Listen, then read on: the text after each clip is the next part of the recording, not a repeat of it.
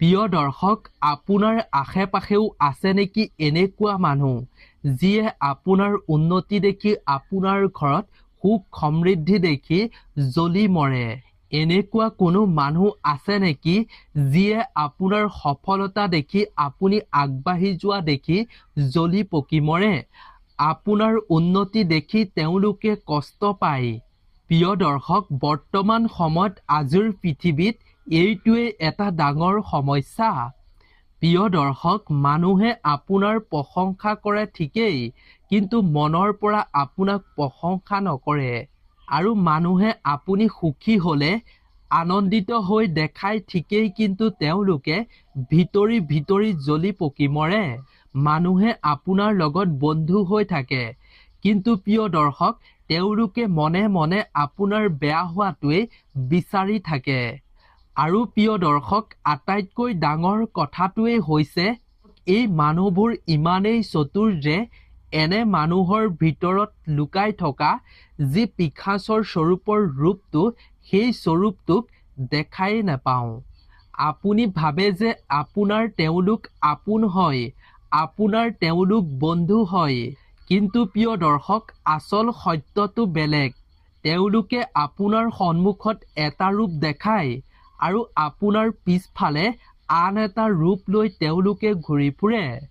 এতিয়া প্ৰশ্নটো হৈছে যে প্ৰিয় দৰ্শক, আপুনি এই হিংসা কৰা বা শত্ৰুতা কৰা মানুহক আপুনি কেনেকৈ চিনাক্ত কৰিব পাৰিব? কোন সঁচাকৈ আপোনাৰ শুভাকাংক্ষী আৰু কোন ভণ্ডামি হয় আপুনি কেনেকৈ জানিব পাৰিব? সেই কথা আপুনি কেনেকৈ জানিব পাৰিব? কোনে আপোনাক হিংসা কৰে, কেনেকৈ আপুনি বুজিব? আজিৰ এই ভিডিঅ'টোৰ জৰিয়তে আমি এনে 12টা লক্ষণৰ কথা ক'ব খুজিছোঁ, যি 12টা আপুনি লক্ষণৰ কথা জানি ল'লে আপোনাৰ ঘৰৰ ওচৰত থকা নাইবা আপোনাৰ আপোন মানুহে কোনে আপোনাক শত্ৰুতা কৰে, হিংসা কৰে, আপুনি তৎক্ষণাৎ জানিব পাৰিব। আৰু জানি লৈ আপুনি তেওঁলোকৰ পৰা আপুনি দূৰত থাকিব পাৰিব। আপুনি এই মানুহসকলৰ বিষয়ে জানি থোৱাটো আপোনাৰ বাবেই খুবেই মংগল। আজিৰ ভিডিঅ'টোত আমি যি 12টা লক্ষণৰ কথা ক'ম, এই 12টা লক্ষণ ইমানেই সঠিক আৰু স্পষ্ট যে এবাৰ আপুনি এই লক্ষণসমূহ জানি ল'লে আপোনাক কোনেও কেতিয়াও প্ৰতাৰণা কৰি ঠগিব নোৱাৰিব। কোনেও আপোনাৰ চকুত ধূলি দিব নোৱাৰিব। আপুনি আপোনাৰ জীৱনত বিষ ঢালি থকা অৰ্থাৎ শত্ৰুতা কৰি থকা সকলো মানুহকে আপুনি চিনি পাব পাৰিব। এই মানুহসকলক আপুনি চিনি লোৱাটো খুবেই জৰুৰী। যেতিয়ালৈকে আপুনি হিংসা কৰা এই মানুহসকলক চিনি নাপাব, তেতিয়ালৈকে আপুনি নিজক ৰক্ষা কৰিব নোৱাৰিব, আপুনি উন্নতি হ'ব নোৱাৰিব। আৰু যিসকলে আপোনাক হিংসা কৰে, শত্ৰুতা কৰে আপোনাৰ লগত, সেই হিংসা কৰা লোকসকলে আপোনাক তললৈ নমাবলৈ সকলো চেষ্টা কৰি যাব। প্ৰিয় দৰ্শক, যদি আপুনি বিচাৰে কেৱল আপোনাৰ জীৱনত সঁচা মানুহে থকাটো, আৰু যদি আপুনি ভণ্ড মানুহৰ পৰা যদি দূৰত থাকিব বিচাৰে, তেন্তে কথাখিনি আপুনি শেষলৈকে শুনিব। কাৰণ প্ৰিয় দৰ্শক, আজিৰ ভিডিঅ'টোত আমি যি লক্ষণসমূহৰ বিষয়ে ক'ব খুজিছোঁ, এই লক্ষণসমূহৰ প্ৰতিটো লক্ষণেই আপোনাৰ চকু মুকলি কৰি দিব। গতিকে প্ৰিয় দৰ্শক, লক্ষণসমূহৰ মাজলৈ আগবঢ়াৰ পূৰ্বে আপুনি ভিডিঅ'টোত অৱশ্যেই এটা লাইক কৰিব আৰু আপোনাৰ বন্ধুবৰ্গৰ লগতো শ্বেয়াৰ কৰিব ভিডিঅ'টো, যাতে সকলোৱে মিছাটোক ধৰিব পাৰে, চিনাক্ত কৰিব পাৰে, যাতে সকলোকে কোনেও অপকাৰ কৰিব নোৱাৰে। সেইবাবে সকলোৰে লগত শ্বেয়াৰ কৰিব ভিডিঅ'টো, লগতে এই চেনেলটো অৱশ্যেই ছাবস্ক্ৰাইব কৰি ৰাখিব। গতিকে প্ৰিয় দৰ্শক, এতিয়া সুন্দৰভাৱে আমি জানি লওঁ আহক এই হিংসা কৰা মানুহক চিনাক্ত কৰাৰ সেই 12টা লক্ষণৰ বিষয়ে, যিয়ে আপোনাৰ সুখ শান্তি দেখি জ্বলি পকি মৰে, যিয়ে আপোনাৰ লগত হিংসা কৰে, শত্ৰুতা কৰে। সেই মানুহবোৰৰ মুখাবোৰ আপুনি কেনেকৈ খুলিব, আহক আমি জানি লওঁ। প্ৰতিটো কথাই আপোনাৰ জীৱনত প্ৰতিটো খোজতে কামত আহিব। 1 নম্বৰতে হৈছে প্ৰিয় দৰ্শক, আপোনাৰ প্ৰশংসা শুনি মৌন হৈ পৰা। প্ৰিয় দৰ্শক, এইটো প্ৰথম আৰু আটাইতকৈ সহজ লক্ষণ। যেতিয়া প্ৰিয় দৰ্শক কোনোবাই আপোনাৰ প্ৰশংসা কৰি থাকে, যেতিয়া মানুহে আপোনাৰ কামত শলাগ লৈ থাকে, আৰু সেই সময়তে আপুনি মন কৰিবচোন আপোনাৰ ওচৰত থকা কোনজন ব্যক্তি মৌন হৈ আছে একেবাৰে। যিয়ে হিংসা কৰিব আপোনাৰ সেই সফলতা দেখি সেইজন ব্যক্তি একেবাৰে সম্পূৰ্ণৰূপে নিমাত হৈ পৰিব, নাইবা মুখ বেঁকা কৰি সেই স্থানৰ পৰা আঁতৰি যোৱাৰ বাহনা বিচাৰিব, আৰু তেওঁলোকৰ মুখত এক আচৰিত ভাৱ ফুটি উঠিব। যেতিয়া আপোনাৰ কামত বেলেগে প্ৰশংসা কৰিব, তেতিয়া আপোনাৰ সেই প্ৰশংসাত তেওঁলোকে ভাগ নলয়, তেওঁলোকে কোনো হয় ভয় বা সঁহাৰি নিদিয়ে। কাৰণ প্ৰিয় দৰ্শক, কোনোবাই আপোনাৰ গুণ গোৱাটো তেওঁলোকৰ অন্তৰে কেতিয়াও সহ্য কৰিব নোৱাৰে। গতিকে আপুনি লক্ষ্য কৰি চাব এনে মানুহক। 2 নম্বৰতে হৈছে প্ৰতিটো সফলতাত অজুহাত বিচাৰি উলিওৱা। আপুনি কষ্ট কৰিলে, আপুনি দিনে নিশাই একাকাৰ কৰি মূৰৰ ঘাম যেতিয়া মাটিত পেলাই আপুনি অৱশেষত যেতিয়া সফল হ'ব, আৰু তেতিয়া হিংসা কৰা জনে আপোনাক কি ক'ব আপুনি জানেনে? তেওঁলোকে কেতিয়াও স্বীকাৰ নকৰে আপুনি যে বহু কষ্ট কৰিহে কিবা এটা লাভ কৰিব পাৰিছে, আৰু তেতিয়া তেওঁলোকে ক'ব আৰে ভাগ্যৰ বলতহে পাইছে, বেছি একো কৰা নাই। নাইবা তেওঁলোকে ক'ব যে এইটোনো কি ডাঙৰ কথা হ'ল, যিকোনো মানুহেই পাৰিলেহেঁতেন। নাইবা কেতিয়াবা ক'ব যে তাৰ বা তাইৰ দেউতাকৰ বহুত পইচা আছে, সেইবাবেই পালে। তেওঁলোকে আপোনাৰ কষ্ট আৰু ত্যাগ, কঠোৰ পৰিশ্ৰমৰ কথা কেতিয়াও তেওঁলোকে গ্ৰহণ কৰিব নোৱাৰে। এনে মানুহ আপোনাৰ আশে পাশে আছে নেকি আপুনি নিশ্চয় লক্ষ্য কৰিব। 3 নম্বৰতে হৈছে প্ৰিয় দৰ্শক, আপোনাৰ প্ৰতিটো কথাত খুঁত উলিয়াই কথা কটা। আপুনি কিবা এটা কোনো বিষয়ত যদি কথা কয়, মতামত দিয়ে বা কোনো পৰামৰ্শ আপুনি আগবঢ়ায়, তেতিয়া সেই হিংসা কৰা ব্যক্তিজনে সদায় আপোনাৰ কথাটো কাটিব।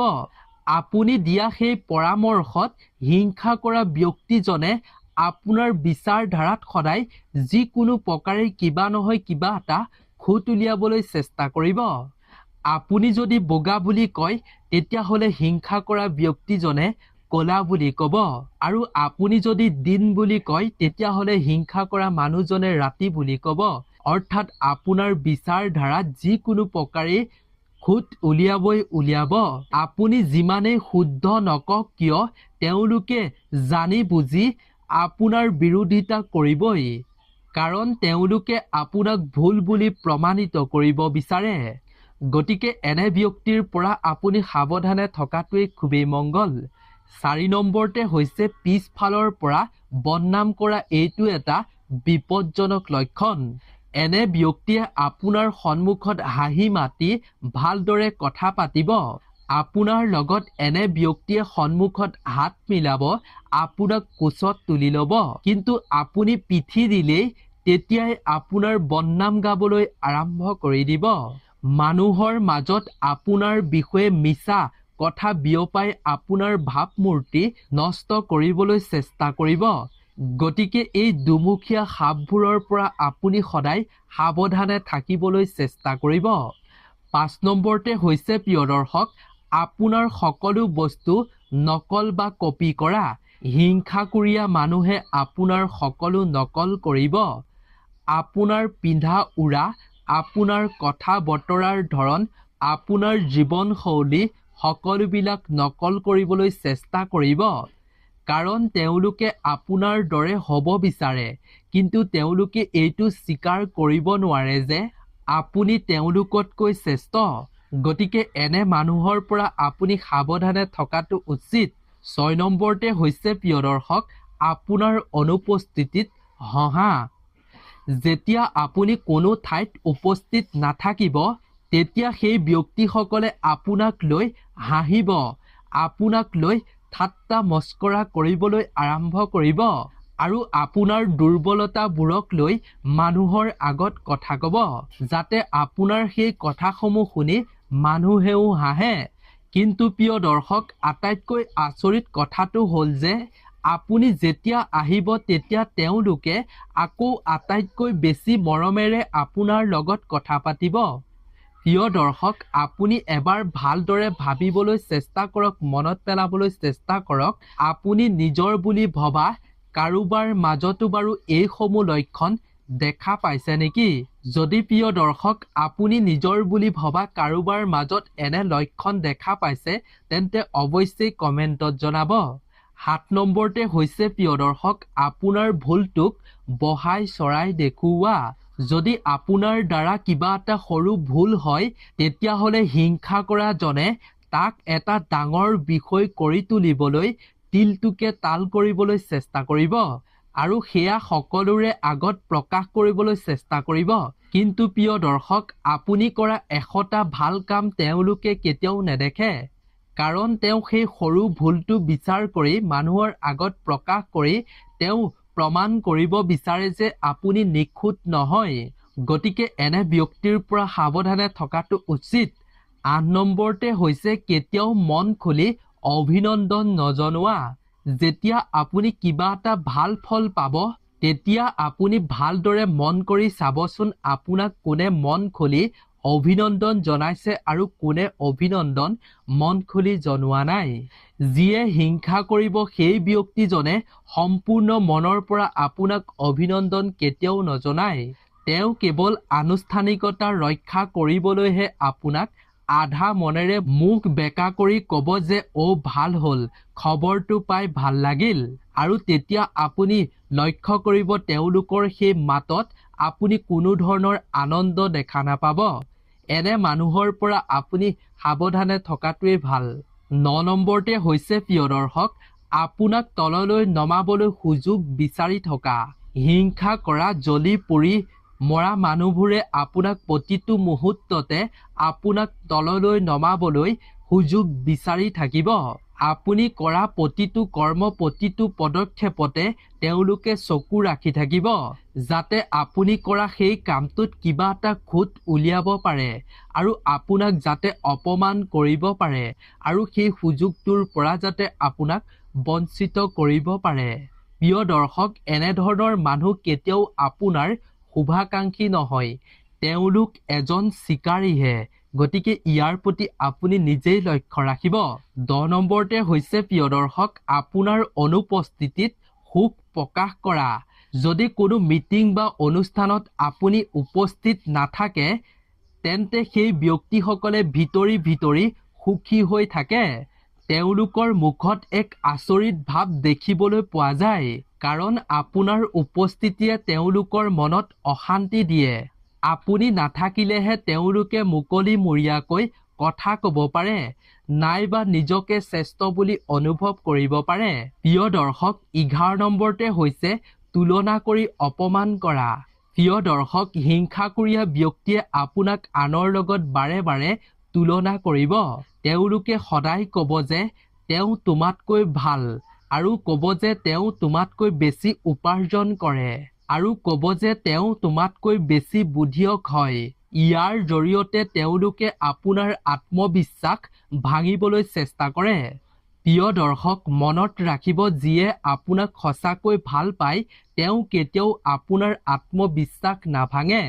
তেওঁ সদায় আপোনাৰ ভাল হোৱাটোহে মনে প্ৰাণে কামনা কৰিব।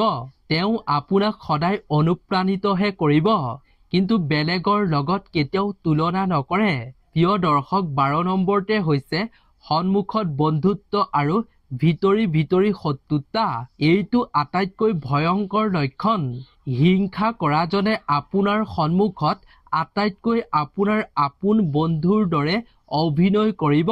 আপুনি ভাবিব যে তেওঁ আপোনাৰ কিমান সঁচা বন্ধু হয়, কিন্তু প্ৰিয় দৰ্শক যিহেতু তেওঁ আপোনাৰ ওচৰত থাকে আৰু তেওঁ আপোনাৰ দুৰ্বলতা আৰু গোপন কথাসমূহৰ বিষয়ে আপোনাৰ সকলো কথা তেওঁ জানে আৰু সেইবোৰ ব্যৱহাৰ কৰিয়ে এদিন আপোনাক তেওঁ আটাইতকৈ বেছি ক্ষতি কৰিব গতিকে প্ৰিয় দৰ্শক আপুনি এনে মানুহৰ পৰাও সদায় আঁতৰি থাকিবলৈ চেষ্টা কৰিব গতিকে প্ৰিয় দৰ্শক আজিৰে পৰা এনে লক্ষণ দেখা পোৱা মানুহৰ পৰা আপুনি দূৰত থাকিবলৈ চেষ্টা কৰিব প্ৰিয় দৰ্শক কোনবোৰ লক্ষণৰ ওপৰত আমি সদায় লক্ষ্য ৰাখিব লাগে চকু ৰাখিব লাগে নিশ্চয় আপুনি এতিয়া সুন্দৰভাৱে জানিব পাৰিলে গতিকে এই 12টা লক্ষণ থকা ব্যক্তিসকলৰ পৰা আপুনি সদায় দূৰত থাকিবলৈ চেষ্টা কৰিব যিয়ে হিংসা কৰে শত্ৰুতা কৰে এই 12টা লক্ষণৰ জৰিয়তে আপুনি চিনাক্ত কৰিব পাৰিব গতিকে আজিৰ ভিডিঅ'টো